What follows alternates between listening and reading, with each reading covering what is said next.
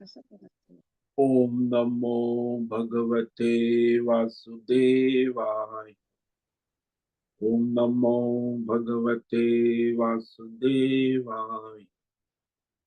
ओम नमो भगवते वासुदेवाय। ओम नमो भगवते वासुदेवाय। ओम नमो भगवते वासुदेवाय। ओम नमो भगवते वासुदेवाय। ओम नमो भगवते वासुदेवाय। ओम नमो भगवते वासुदेव। ओम नमो भगवते वासुदेवाय। ओम श्री परमात्मने नमो नमः। ओम गणपतये नमो नमः। ओम सरस्वत्यै नमो नमः। ओम गुरुभ्यो नमो नमः।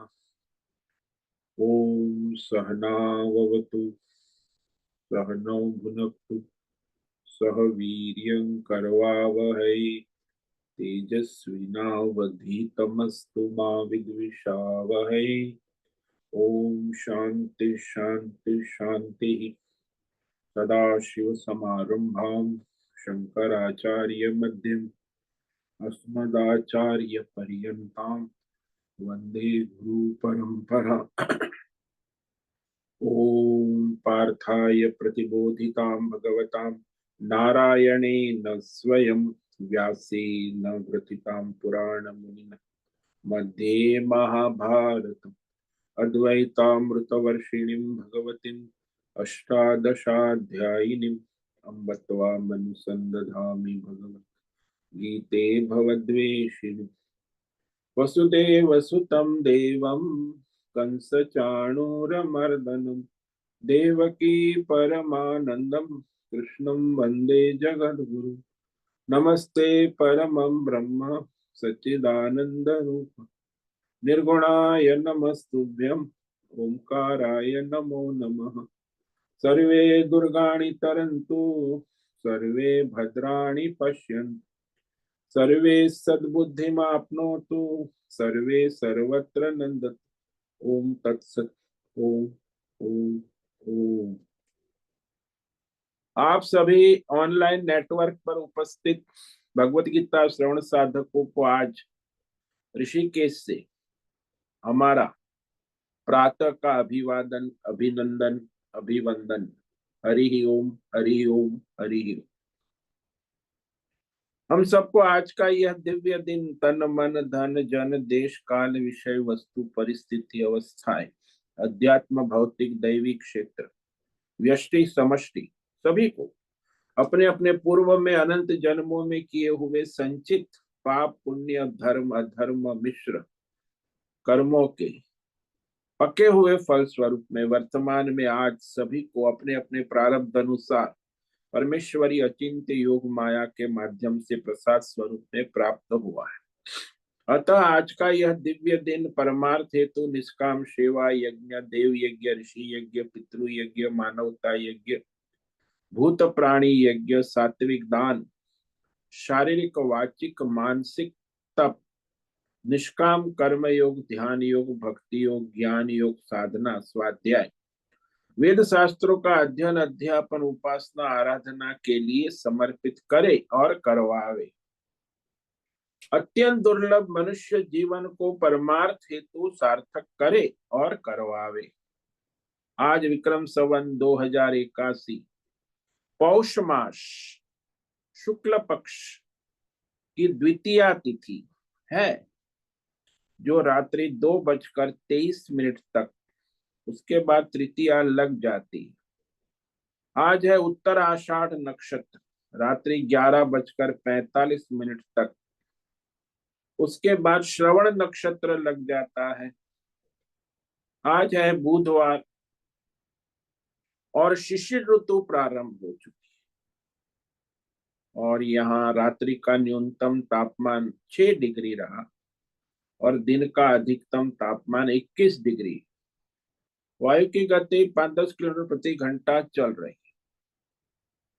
ईस्वी सन 2025, 1 जनवरी 2025, तो इस साल का अंग्रेजी महीने का ये पहला दिन, और सुबह के 6:45 बज चुके हैं। कलयुग का प्रथम चरण 5125वां वर्ष, 7वां वैवस्वत मनवंतर श्वेत वराह कल, ब्रह्मा जी का 26वां दिन और 51वां वर्ष चल रहा है। तो ऐसे अनंत कोटि ब्रह्मांडीय परमेश्वरी अचिंत्य योग माया में हमारा यह एक ब्रह्मांड, इस ब्रह्मांड में ये पृथ्वी, लोक में, समुद्र के ऊपर, जम्बू द्वीप में, विश्व का एकमात्र वैदिक राष्ट्र भारत में, उत्तर हिमालय प्रांत में, उत्तराखंड राज्य में, टिहरी जिले में, हिमालयन शिवालिक पर्वतमाला के अंतर्गत मणिकुट पर्वत के ऊपर, नीलकंठ महादेव के सामने, ऋषिकेश नगरी में, मुनि की रेती प्रांत में, शीशम जाड़ी, अवधूत बाड़ा आश्रम के सी ब्लॉक के पहले माले से 5 नंबर कमरे से, गंगा किनारे से, हम स्वामी उत्तमानंद सरस्वती भगवत गीता के आचार्य शिष्य स्वामी चिन्मयानंद सरस्वती महाराज, चिन्मय मिशन, कैलाद्वैत वेद व्यास भगवत शंकराचार्य की श्रृंगेरी संन्यास परंपरा से शिक्षित दीक्षित, सनातन वैदिक भारतीय हिंदू धर्म अनुसार संपूर्ण भगवद गीता ज्ञान यज्ञ ऑनलाइन चैतन्यमय जीवंत लाइव प्रसारण के अंतर्गत जूम एवं यूट्यूब व्याख्यान माला में अध्याय 9 के श्लोक नंबर 34 पर संस्कृत एवं हिंदी में व्याख्यान करेंगे। दिव्य पवित्र सरल व्यावहारिक सटीक पूर्ण वर्ण अक्षर पद वाक्य पंक्ति श्लोक अध्यायों की संगति संधि अन्वय शब्दार्थ वाक्यार्थ भावार्थ रहस्यार्थ के यथार्थ तात्पर्य सहित वैदिक शास्त्र वेद व्यास साहित्य शंकर भाष्य एवं परंपरागत सन्यासी आचार्यों की टीका टिप्पणी सहित आज का ये भगवद गीता व्याख्यान करेंगे। कृपया आप सभी श्रद्धा भक्ति ध्यान से परिपूर्ण होकर के यह दिव्य श्रवण साधना करें। इसमें से कुछ ग्रहण करे, कुछ धारण करे, कुछ अपने जीवन में चरितार्थ करे और उसमें निरंतरता लाए। अपनी अपनी आध्यात्मिक भौतिक दैवी अशांति द्वंद्व मोह विक्षेपों से रहित होकर के अधार्मिक अशास्त्रीय अपरंपरागत भ्रम भ्रांतियों से रहित होकर के अपने अपने शरीर इंद्रिय प्राण मन वचन कर्म और बुद्धि से एक रूप एकाग्र होकर शुद्ध सात्विक सूक्ष्म विवेक बुद्धि करे, वेद शास्त्र एवं आचार्य परंपरा अनुसार विवेक करे और करवावे। पुनः पुनः इस व्याख्यान का श्रवण करे, मनन करे, चिंतन करे, लेखन करे, चर्चा विचारणा प्रचार प्रसार करे, लिंक भेजे, ग्रुप में शेयर करे, अपना और सबका परम कल्याण करे और करवावे। ओम तत्सत। ओम ओम ओम। तो कल हमने श्रीमद् भगवद गीता अध्याय 9 के श्लोक नंबर 33 पर विवेक विचार किया था, जिसमें भगवान ने सभी मनुष्य परमार्थ के अधिकारी हैं। मनुष्य में 7 प्रकार के मनुष्य भगवान ने गिनाए। दुराचारी, स्त्री, वैश्य, शूद्र, पाप योनि, ब्राह्मण और राजर्षि। कोई भी हो मनुष्य है, उसमें यदि उसका संचित कर्म प्रज्ञा उदय हो गया है तो उसमें भक्ति आ जाती है। अन्यथा वो पुरुषार्थ से भी, प्रारब्ध ना हो तो भी पुरुषार्थ के द्वारा भी वह अनन्य भक्ति कर सकता है। तो भक्ति का अधिकारी है, मोक्ष का अधिकारी है कोई भी मनुष्य, चाहे दुराचारी हो, स्त्री हो, वैश्य हो, शूद्र हो, ब्राह्मण, राजर्षि। तो यही कह रहे हैं भगवान, किम पुनः ब्राह्मणा पुण्याः भक्ता राजर्षयस्तथा अनित्यम असुखम लोकम इमं प्राप्य भजस्व माम्। तो मनुष्य में जो लोग ब्राह्मण है, पुण्यात्मा है, पुण्याहार, धर्मात्मा है, सात्विक है, सदाचारी है, भले है, पवित्र है, ब्राह्मणा राजर्षय, वो भी भगवान की अनन्य भक्ति के द्वारा परमात्मा को प्राप्त हो जाते हैं, परम गति को प्राप्त होते हैं। इसीलिए अर्जुन, तुम भी परमार्थ में लग जाओ, अनन्य भक्ति। क्यों लगो? क्योंकि इमरजेंसी है, मनुष्य जीवन मिला है, और ये वैसे तो क्षण भंगुर है, कभी भी नष्ट हो जाएगा, अनित्य। और ये मनुष्य जीवन वैसे दुखदाई है, सुख रहित, असुखम अनित्यम इमं लोकम प्राप्य भजस्व माम्। ये दुखों से भरा हुआ अनित्य क्षण भंगुर ये शरीर और संसार को प्राप्त होकर निरंतर माम भजस्व, मेरा निष्काम अनन्य भक्ति में लग जा। कर्म योग, ध्यान योग, भक्ति योग, ज्ञान योग, निष्काम, इसी में कल्याण है मनुष्य जीवन का। तो भगवान ने स्पष्ट कह दिया, भगवान कह रहे हैं कि संसार में कोई भी लौकिक, भौतिक, अध्यात्म, दैव, विषय, पदार्थ सुख रूप नहीं है और नित्य भी नहीं है, अनित्य है। सुख किसी पदार्थ में नहीं है, वह तो हमारे बुद्धि, अंतकरण, मन के प्रियता, राग के कारण सुख का आभास होता है।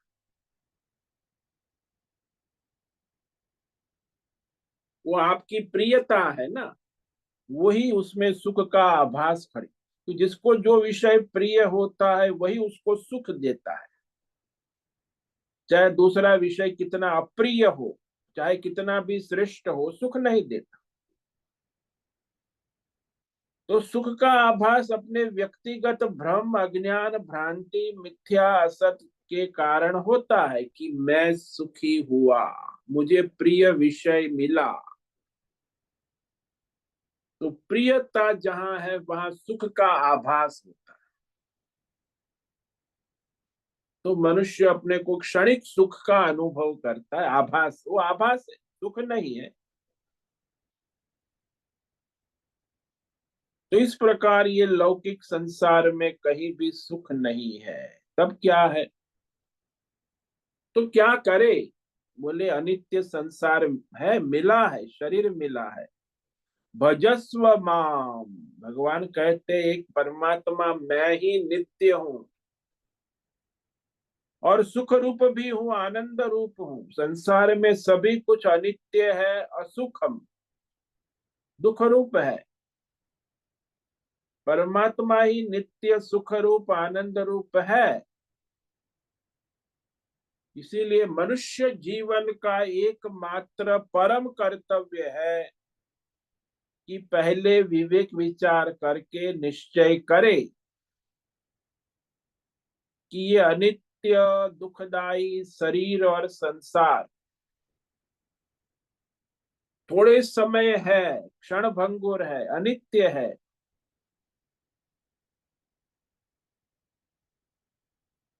इसीलिए संसार में किसी भी विषय की उत्पत्ति, स्थिति, लय, पुनः उत्पत्ति देखकर मन में कोई विकार न उत्पन्न हो, राग, आसक्ति। तो पदार्थ है, विषय है, उत्पत्ति होगी, स्थिति होगी, लय होगा और फिर उत्पत्ति। यही सारे मायामय विषय पदार्थ, सत्वगुणी, रजोगुणी, तमोगुणी, सभी विषय, प्रकृति स्वभावी है त्रिगुणात्मक ना। तो उत्पत्ति होनी ही है, तो निश्चय स्थिति भी रहेगी थोड़े समय, फिर नष्ट होगा। कोई भी चीज ले लो, चाहे भौतिक हो, चाहे अध्यात्मिक हो। हाँ, काल की महिमा है, दैवी जो है देवता, उसको लाखों वर्ष लय होने में लगते हैं। तो वो जो फूल है वो 2 दिन में मुरझा जाता है। तो उसकी उत्पत्ति स्थिति लय होता रहे। तो इसमें तो ये प्रकृति का नियम है। भगवान ने कहा कि इसीलिए ये अनित्य संसार और दुख रूप संसार है। इससे यह मैं प्रमाणित करके कह रहा हूं, भगवान कहते कि विवेक बुद्धि पूर्वक निश्चय कर ले, यथार्थ विवेक कर ले, एकमात्र परम कर्तव्य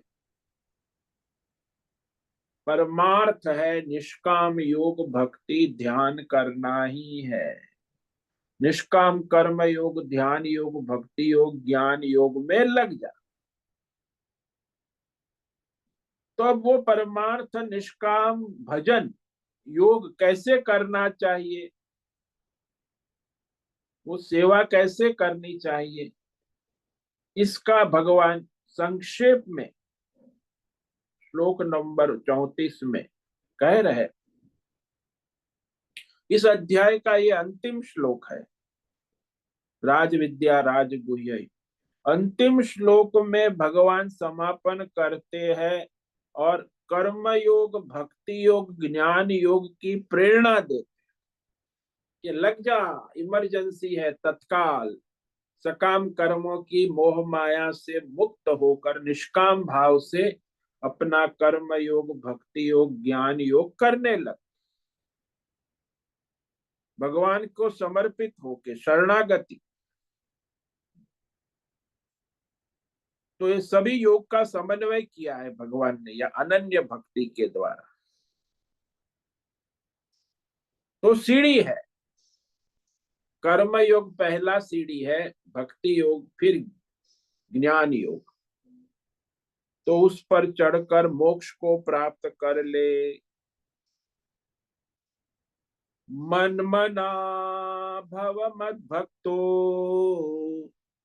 मद्याजी माम नमस्कुरु मामे वैश्यसि युक्तैवम् आत्मानं मत्परायणः।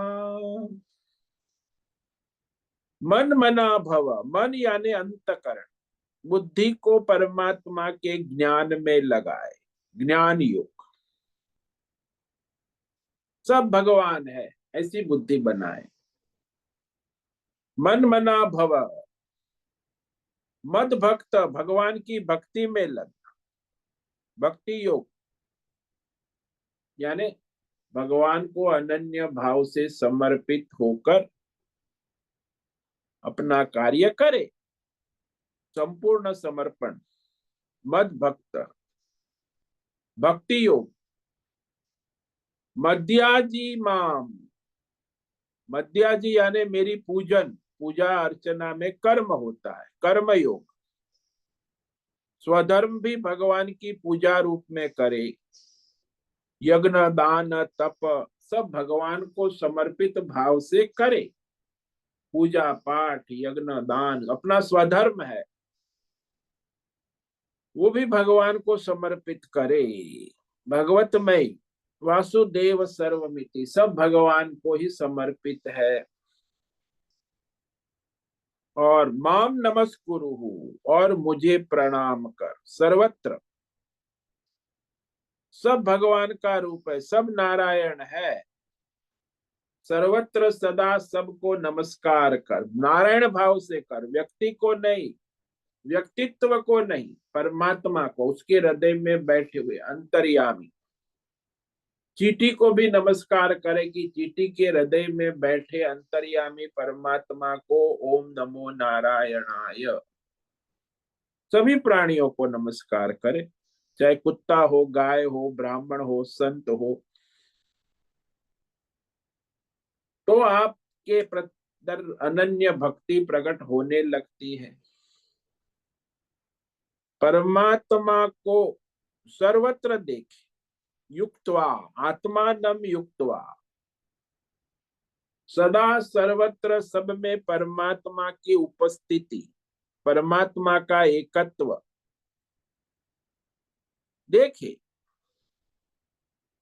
आत्मानम युक्तवा, परमात्मा से जुड़कर एकत्व कर, मत परायण, परमात्मा के परायण यानी परमात्मा का आश्रय ले लो, समर्पण, केवल परमात्मा का आश्रय लेकर अपना स्वधर्म करो। मामेव इष्यसि, इस प्रकार तुम करोगे तो मुझे मोक्ष के रूप में प्राप्त हो जाओगे। मामेव इष्यसि, मेरे परमार्थ स्वरूप को प्राप्त हो जाओ, जीव भाव से मुक्त हो जाओ और परमात्मा स्वरूप में स्थित हो जाओ। ये भगवान गारंटी देते हैं। अब देखो, यहाँ भगवान ने 6 बात कही है, साधना, योग साधना कही है, संक्षेप में कही है। सबसे पहले ज्ञान योग कहा, मन मना भव, फिर भक्ति योग कहा, मद भक्त भव, फिर मध्याजी माम, फिर कर्म योग कहा, फिर माम नमस्कुरु, सर्वत्र भगवत दर्शन प्रणाम। तो इस प्रकार परमात्मा से सदा सर्वदा सब में जुड़ जाए, सब जगह परमात्मा की उपस्थिति युक्तवा, कि सर्वत्र भगवान उपलब्ध है, और उस भगवत परायण होकर अपना स्वधर्म करे, तो तुम मुझे ही प्राप्त हो जाओगे। इसी को शरणागति कहते। अब यहाँ मन मना भव, ये जो भगवान ने कहा कि अपना अंतकरण मना, मन यानी अंतकरण, मन बुद्धि चित्त, वह साक्षी चैतन्य परमात्मा में स्थित करे, क्योंकि अंतकरण में है ना साक्षी चैतन्य आत्मा, सबके अंतकरण में। तो वहां अंतकरण बुद्धि को परमात्मा के साथ जोड़े,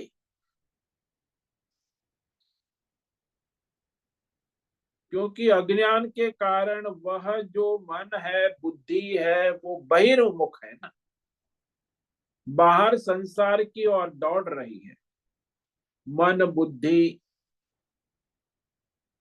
तो वह जो हमारा चैतन्य अंतरात्मा हमारे साथ है, उसके साथ जुड़ने का प्रयास कर। हालांकि स्वभाव है, इंद्रियों का स्वभाव तो बाहर की ओर अपने विषय की ओर जाना ही है, मन का स्वभाव भी बहिर्मुख है। एक बुद्धि है, उसके द्वारा विवेक करके उसे मोड़ सकते हैं। शब्द स्पर्श रूप रस गंध, ये इंद्रियों के सामने उपस्थित होती है तो इंद्रिय उसमें लग जाती।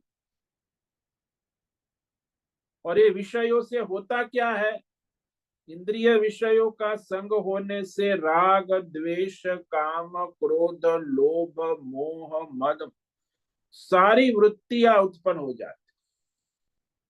किसी भी विषय को आप देख लो,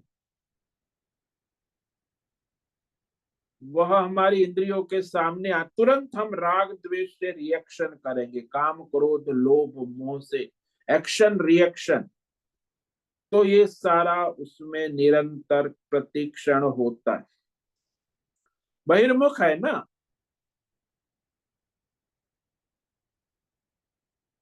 तो ये जो बाहर के विषयों में अंतकरण जाता है तो फिर वो काम क्रोध लोभ के वश हो जाता। यही सूक्ष्म शरीर अंतकरण का धर्म है। यदि वो बहिर्मुख है तो फिर वो अहंकार से प्रेरित होकर अज्ञान के कारण काम क्रोध लोभ में राग द्वेष में डूबा रहता है, उसकी तरफ ही जाएगा। अब भगवान कहते हैं कि भाई इस तरह मन बुद्धि को बाहर न जाने दो, मन बुद्धि को अपने अंतर हृदय में बैठे हुए अंतर्यामी परमात्मा के साथ जोड़ो।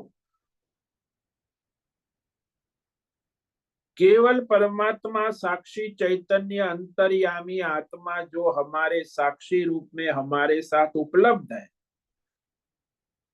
उसकी ओर मन बुद्धि को ले जाओ। यानी उसकी ओर मन बुद्धि, क्योंकि मन बुद्धि का स्वभाव तो बाहर की ओर ही है। अब बुद्धि जब जो है निश्चयात्मक हो गई तो मन भी परमात्मा में लग जाता है, इंद्रिया भी लग जाती। लेकिन जब बुद्धि दृढ़ नहीं है, निश्चय ही नहीं है, तो फिर मन उसे खींच लेता है बुद्धि को अपनी ओर, और इंद्रिया अपने विषय की ओर बुद्धि को भी ले जाती है। इसलिए यहाँ सारा जो खेल है बुद्धि का दृढ़ निश्चय, कि मन के द्वारा बुद्धि विचलित ना हो, परमार्थ विषय में दृढ़ रहे। सूक्ष्म जो है संकल्प विकल्प मन में होते हैं और बुद्धि में निश्चय होता है, निश्चयात्मक बुद्धि। तो निश्चय दृढ़ रखे जे ज्ञान के द्वारा कि परमात्मा जो है, गीता उपनिषद शास्त्र पढ़कर विवेक विचार करके बुद्धि को परमात्मा में लगाए। ये भी सत्संग है, इससे भी बुद्धि परमात्मा में लगती। अब आप लोग गीता सुन रहे, इससे भी बुद्धि भगवतमय होने लगती।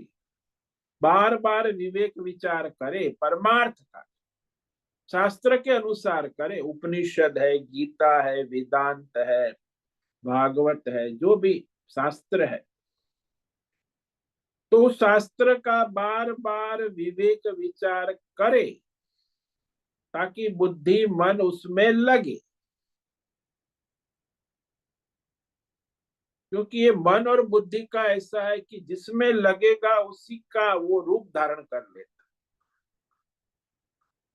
मानो कि जिसका मन रुपया पैसा में लगा है तो उसकी बुद्धि और इंद्रिया भी रुपया पैसा में मोहित रहती, वो आकार धारण कर लेती बुद्धि और मन। और किसी का मन यदि उसकी प्रेमिका नारी में आकर्षित हो गया है तो फिर उसका मन इंद्रिया और बुद्धि सारी वो प्रेमिका का आकार बन जाता है, उसके मन का आकार भी प्रेमिका जैसा बन जाता है, वो भी प्रेमिका में मोहित रहता है। इसीलिए कहा कि नारी के रूप को देखता है तो नारी के आकार का बन जाता है। वही अंतर मन अंतकरण है, मन है, उसको जो आकार मिल गया उसमें वो लीन हो जाता। तो अपने अंदर जो चैतन्य स्वरूप साक्षी अंतरात्मा को देखना, ये बहुत बड़ी उपलब्धि। उसके साथ इंद्रिय को मन को जोड़ना, चैतन्य साक्षी आत्मा। इसलिए भगवान ने कहा कि बार बार मन मना भव, अपनी मन बुद्धि को अपने अंतर्यामी भगवान में लगाए, भगवतमय करे। इंद्रिय को, मन को, बुद्धि को भगवतमय करने का निरंतर अभ्यास, इसे ज्ञान योग कहते हैं।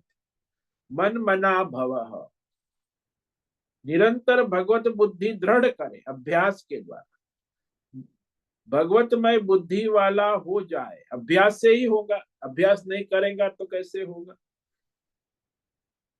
तो इस तरह ज्ञान योग कहने के बाद भगवान भक्ति योग कहते कि इतना ही नहीं, साथ में मद भक्त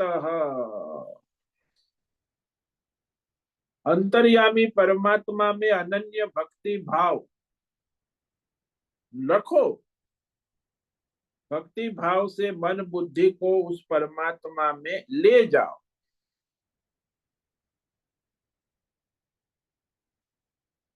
जैसे वो सेवक होता है, मालिक में उसकी निरंतर सेवा भाव होता है, वो फिर वो सेवा करते करते वो मालिक का भक्त हो जाता है, नौकर है, सेठ है। तो इस तरह वह हमारी जो इंद्रिया मन बुद्धि है उसका मालिक भगवान है, ऐसा समझकर भगवान को समर्पित।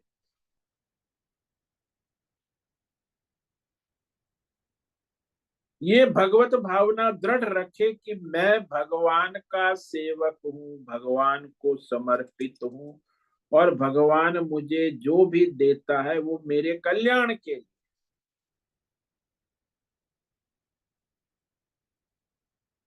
और हमें निरंतर भगवान का ही सहारा आश्रय चाहिए प्राप्त, इसके अतिरिक्त और हमें कुछ नहीं चाहिए।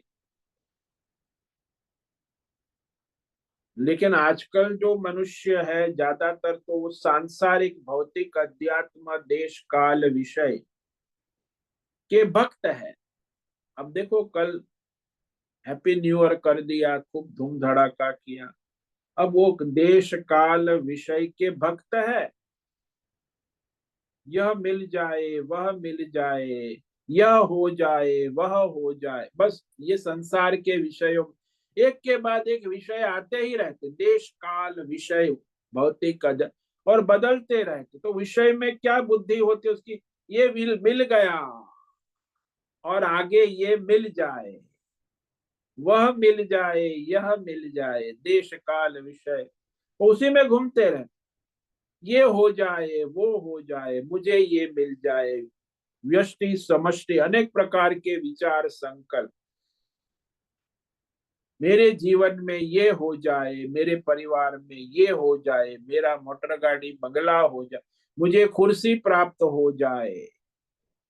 तो इस तरह परिवार पैसा पद प्रतिष्ठान मकान दुकान, इसी तरफ मनुष्य की अंतकरण मन बुद्धि और उसमें उसका राग होता है, स्नेह होता है उस। तो संसार के विषयों में राग स्नेह भगवान कहते छोड़ो, वो जो प्रारब्ध के अनुसार जैसा होता है होता है। तो उसमें जो राग द्वेष राग रखते हैं वैसा ही राग आसक्ति परमात्मा में।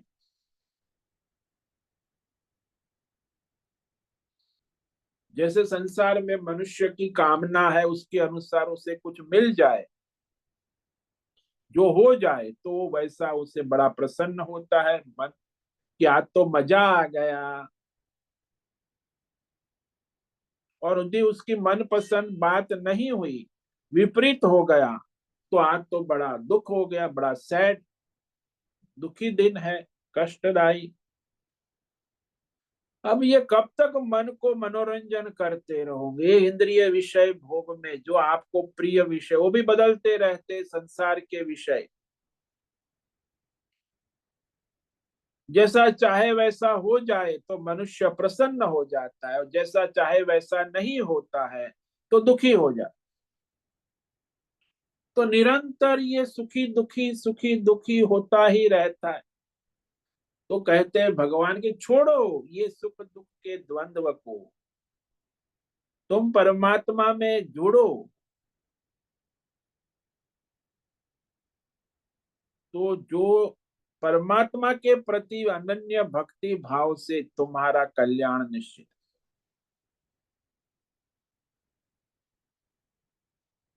जैसे संसार में हम देखते हैं ना कि कई लोग बीमार हैं, हम अस्पताल जाते हैं तो वहां बेड पे बहुत से लोग रोगी बैठे होते हैं, कोई किसका रोगी कोई किस,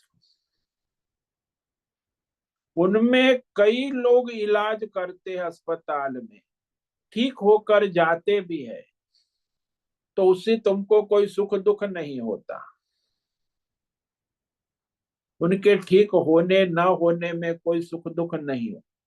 लेकिन अस्पताल में हमारा स्वजन, हमारी पत्नी है, हमारा भाई है, हमारी बहन है, हमारी माँ है, यदि वो अस्पताल में है तो उसकी जो इलाज होता है उसमें यदि इलाज ठीक हो रहा है तो सुख होता है कि ठीक हो रही है मेरी माँ, और ठीक नहीं हो रही है तो बड़ा दुख होता है कि अरे इतना इलाज करने के बाद भी माँ ठीक नहीं हो रही है, दुखी होते।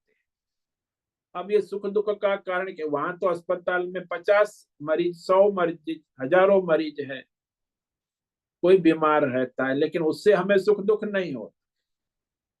लेकिन मेरी माँ जो है उसकी बीमारी मुझे सुखी दुखी करने लगती है। यदि दवाई ठीक लग जाती है तो सुखी हो जाती है, और दवाई ठीक नहीं लगती है तो दुखी हो जाती।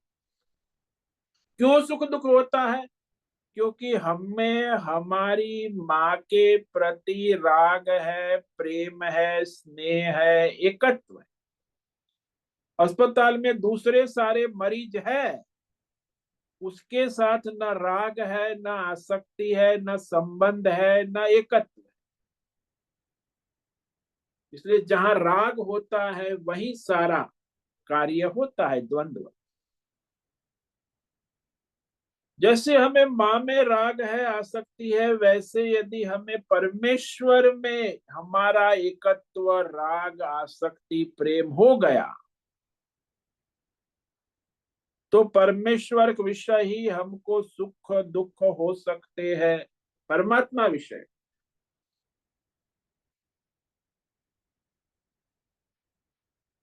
इसलिए कहा कि मद भक्त मेरे ही भक्त बनो, यानी मुझ परमात्मा में ही राग, आसक्ति, स्नेह, प्रेम रखो और उसमें स्थित हो जाओ। तो जब राग आसक्ति उसमें होती है तो हमारा वहां समर्पण हो जाता है। जैसे सेठ के वहां नौकर मालिक के आदेश का पालन करता है, मालिक जो कहता है वो सब करता है। ऐसे ही भगवान ने जो शास्त्र में कहा वही करता है, फिर वो मनमानी नहीं करता। नौकर भी मालिक के आदेश का पालन करता है, मनमानी। ऐसे ही भक्त जो है भगवान के आदेश का पालन, शास्त्र के अनुसार, परंपरा के अनुसार वो अपना स्वधर्म भगवान के लिए करता है, यज्ञ करता है, दान करता है, तप जो भी कर।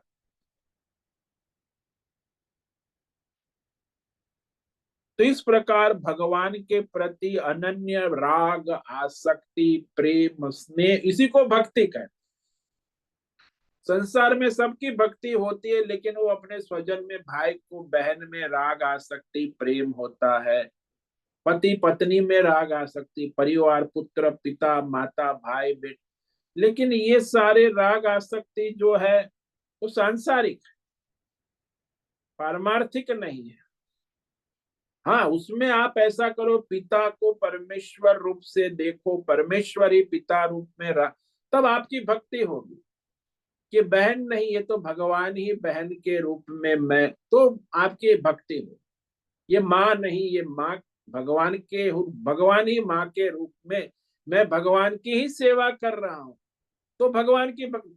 लेकिन भगवान को भूल जाएंगे और माँ में आ सकते, जीव में आ सकते। जीव की भक्ति और परमेश्वर की भक्ति में अंतर है। जीव की भक्ति से हम सुखी दुखी होते रहेंगे। एक जीव दूसरे जीव को प्रेम करता है, स्नेह करता है, लेकिन उसमें सुख दुख रहता है। भगवान के प्रति होने से उसमें सुख दुख नहीं रहता। परमेश्वर के रूप में उनके प्रति हमारा एकत्व, प्रेम बना रहता, ये परमार्थ। अब कहा भगवान ने मध्याजी भव, ये भगवान प्रेरणा दे रहे हैं। करो क्या? बोले मेरे लिए मेरी पूजा, सेवा, कर्मयोग, ध्यान, कर्मयोग की बात, मध्याजी। यज्ञ करो, दान करो, तप करो, परमेश्वर के पूजन करो, निष्काम भाव से अपना स्वधर्म करो, दिव्य दृष्टि परमात्मा में रखो, परम दृष्टि परमात्मा में रखो। अभी हमारी जो है संसार के विषयों में परम दृष्टि होती, ये श्रेष्ठ है, ये श्रेष्ठ है। अरे सर्वश्रेष्ठ परमात्मा है। लेकिन संसार में लोगों की भौतिक दृष्टि होती है कि भौतिक श्रेष्ठता, अध्यात्म दृष्टि होती है, देवी देवताओं में भी श्रेष्ठ दृष्टि होती है। तो ये भौतिक अध्यात्म देव संसार के विषयों में परम दृष्टि, दिव्य दृष्टि, श्रेष्ठता की दृष्टि होती है। जैसे धन को कमाने वाला, जो धन वाला, वो धन में उसकी भक्ति होती है ना, तो धन को ही सर्वश्रेष्ठ समझता है। कल सब पैसे से ही होता है, पैसा है तो सब है।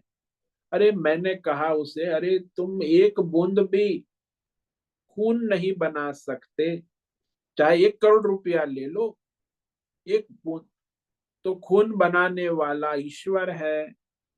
गाय का दूध, एक बूंद तुम रुपया से अपनी लेबोरेटरी में नहीं बना सकते, गाय का दूध बनाने वाला वो भगवान ने बनाया है, उसका तुम व्यापार कर रहे हो, रुपया पैसा लेकर लेन, तुम्हारा क्या है? कुछ नहीं। रेता लेके आते हो, मकान, अरे भाई रेता तो वो भगवान की बनाई हुई है। मकान बनाते हो तो भगवान का बनाया, और तुम पैसे से समझते हो कि हम पैसे से सब हो रहा है। तो इस तरह आजकल तो लोगों की इतनी जड़ बुद्धि हो गई कि सब पैसे से ही होता है, वो भगवान की भक्ति कभी नहीं कर सकता। तो भगवत बुद्धि है ही नहीं, धन में ही भक्ति है, प्रेम है, राग है, आसक्ति है। धन ही सर्वस्व समझता है, ऐसे ही भक्त होता है वो भगवान को सर्व। अरे भगवान के बिना एक बूंद दूध भी नहीं बन सकता, और दूध की थैली तो 30 रुपये की ले आया, तो थैली पैसे से आ गई, दूध आ गया पैसे से। अरे महर भगवान ने बनाया तभी तो तू घर में ले, व्यवस्था है। वो पैसा तेरे घर तक पहुंचाने के लिए 30 रुपया, वो व्यवस्था है। दूध कोई 30 रुपया ने नहीं बनाया, दूध तो भगवान ने ही बनाया है।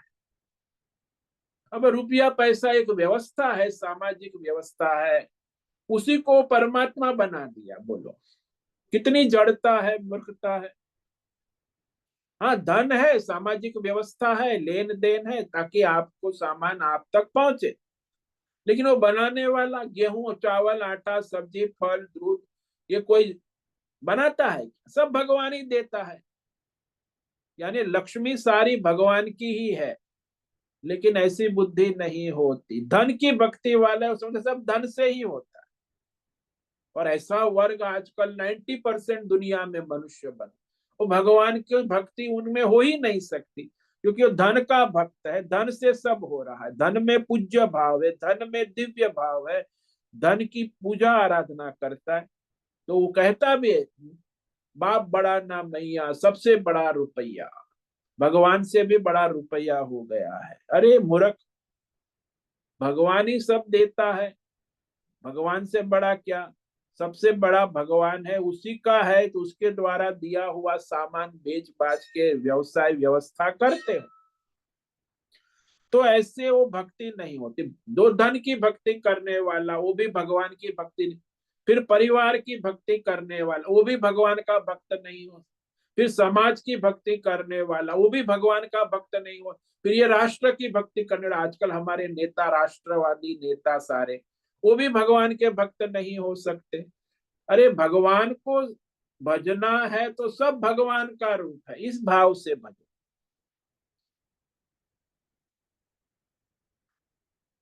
कुर्सी को सलाम करते हैं, कुर्सी को, लेकिन भगवान को सलाम नहीं करते। कुर्सी से जिसकी भक्ति होती है, प्रेम भक्ति, तो कुर्सी को सलाम करेगा, भगवान को क्यों करेगा? इस तरह मनुष्य की बुद्धि अपने अपने भौतिक अध्यात्म दैव विषयों में लग जाती है और परमार्थ से वंचित हो जाती है। तो हमारी पूज्य दृष्टि कहाँ है? भगवत दृष्टि, भगवत बुद्धि, महत्व बुद्धि जिसको कहते हैं, जिसकी जैसी महत्व बुद्धि होती है वो वही जाता है। पैसे में महत्व बुद्धि है तो पैसे की भक्ति करता है, परिवार में महत्व परिवार की भक्ति करता है, धन, फिर समाज में महत्व बुद्धि है तो समाज की भक्ति करता है, राष्ट्र में महत्व बुद्धि राष्ट्र की भक्ति। प्रकृति में महत्व बुद्धि है तो प्रकृति की भक्ति करता, लेकिन भगवान में महत्व बुद्धि नहीं करता, इसीलिए भगवत भक्ति से वंचित रह जाता है। सब भगवान है भाई, कुछ भी करो आप, जो भी भक्त कर, लेकिन आप उसको भगवत भाव से करो। राष्ट्र की सेवा करो लेकिन वो भगवान की सेवा समझो, परिवार की सेवा करो लेकिन भगवान की सेवा समझो, तब वो भक्ति होती। मध्याजी यानी भगवत भक्ति बनाए रखो सदा सर्वत्र सब में, और भगवान की सेवा करो। अब सेवा पूजा जो है वो निष्काम भाव से तब होगी जब समर्पित करेंगे भगवान को, तब वो सेवा भक्ति होगी। मैं भगवान का हूं, भगवान मेरे है, तो ये भगवत में एकत्व होना आवश्यक। भक्ति में भेदभाव नहीं चलता, भगवान के साथ एकत्व होना ही भक्ति। और इस प्रकार भगवान ने कहा यदि तुम माम नमस्कुरु और नमस्कार करो। नमस्कार मतलब सबको भगवत भाव से नमस्कार करो, चाहे आपके सामने कुत्ता आ जाए, चांडाल आ जाए, गाय आ जाए, ब्राह्मण संत, सबको भगवत भाव से नमस्कार करो, तो वह समर्पण हो जाता है भगवान को। इस तरह अपने अंतरात्मा को परमात्मा से जोड़ो, आत्मा नम युक्तवा, जुड़ जाओगे इस प्रकार तो मामेव एष्यसि, तुम मुझ परमेश्वर को प्राप्त कर लोगे, परमेश्वर ही हो जाओ, क्योंकि वही तुमने लक्ष्य किया है ना, बुद्धि मन उसमें लगाया है। कैसे लगाया? यही ज्ञान योग, भक्ति योग, कर्म योग और नमस्कार योग, ये चार योग भगवान ने कहे, इसी योग के द्वारा तुम मुझे प्राप्त कर लोगे।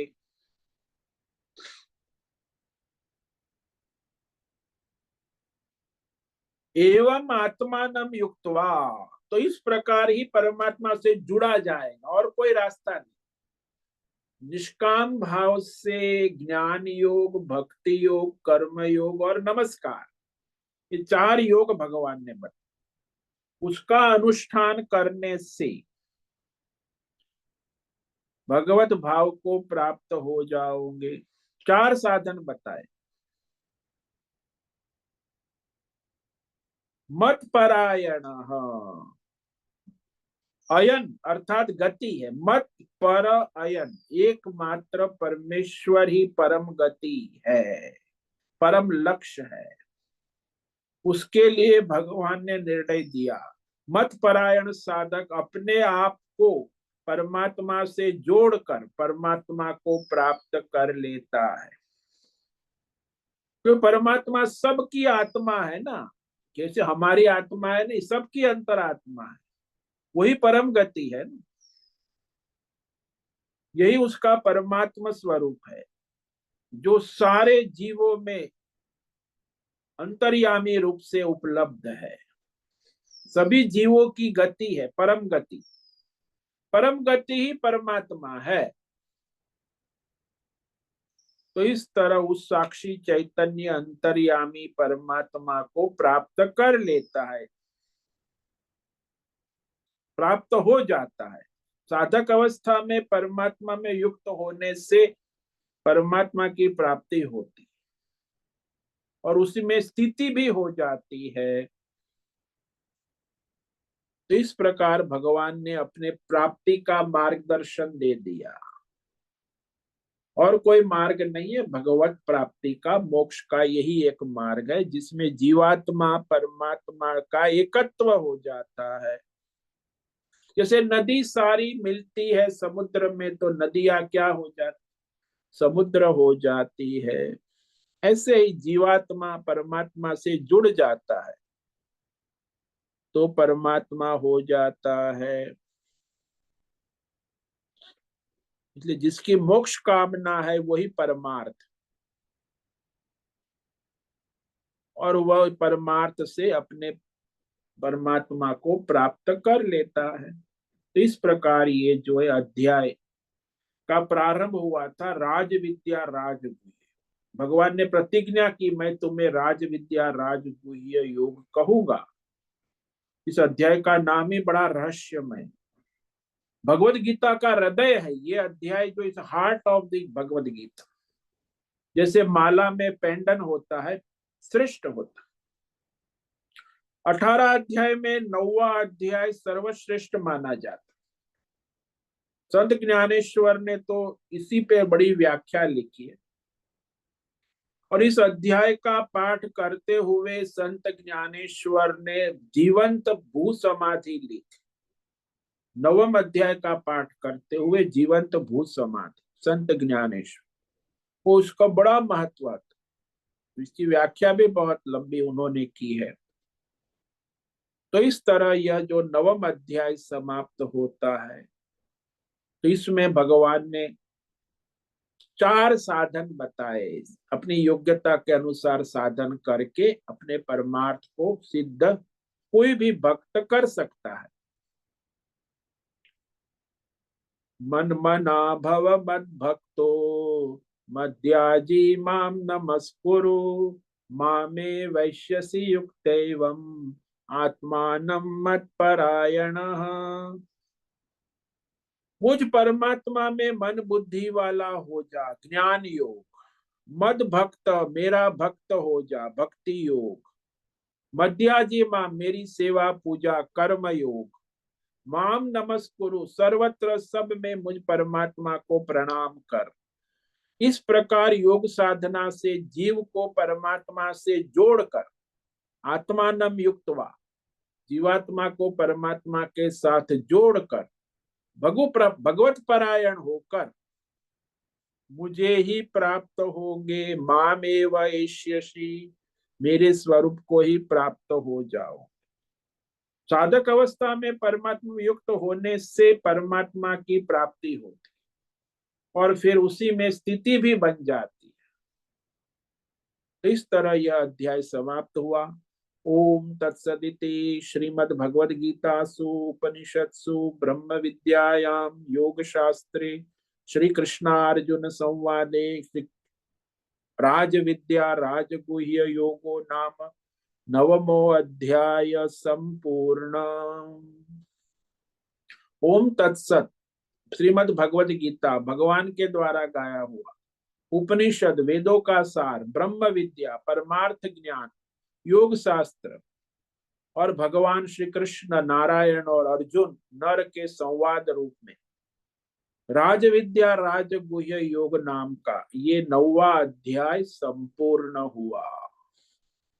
ओम नमो नारायणाय, ओम नमो नारायणाय, ओम नमो नारायणाय, ओम नमो नारायणाय, ओम नमो नारायणाय।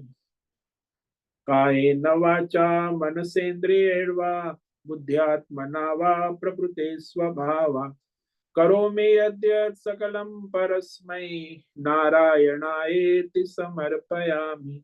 ओम सर्वे भवन्तु सुखिनः, सर्वे सन्तु निरामयाः, सर्वे भद्राणि पश्यन्तु मा कश्चित् दुःखमाप्नुयात्। अस्तु मा सद्गमय, तमसो मा ज्योतिर्गमय, मृत्योर्मा मृतंगमय। ओम पूर्णमद पूर्णमिदं पूर्णात् पूर्णमुदच्यते पूर्णस्य पूर्णमादाय पूर्णमेवावशिष्यते। ओम शांति शांति शांति। शंकरं शंकराचार्यं केशवं बादरायण सूत्र भाष्य कृतो वंदे भगवन्तौ पुनः पुनः। ईश्वरो गुरुरात्मेति मूर्ति भेद विभागे व्योमवद्व्याप्त देहाय दक्षिणामूर्तये नमो नमः। ओम गुं गुरुभ्यो नमो नमः। ओम तत्सत् ब्रह्मार्पणमस्तु। ओम ओम ओम।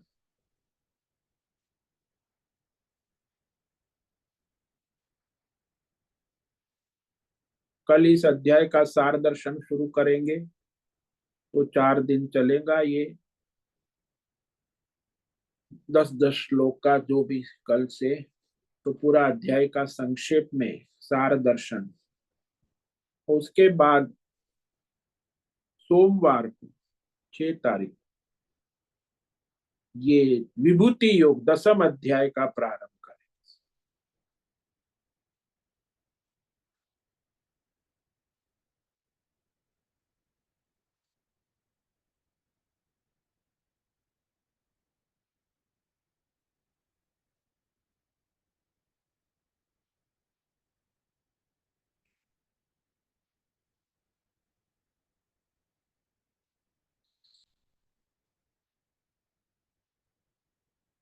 प्रश्नोत्तरी का समय है, किसी साधक को प्रश्न है अभी पूछ सकते हैं।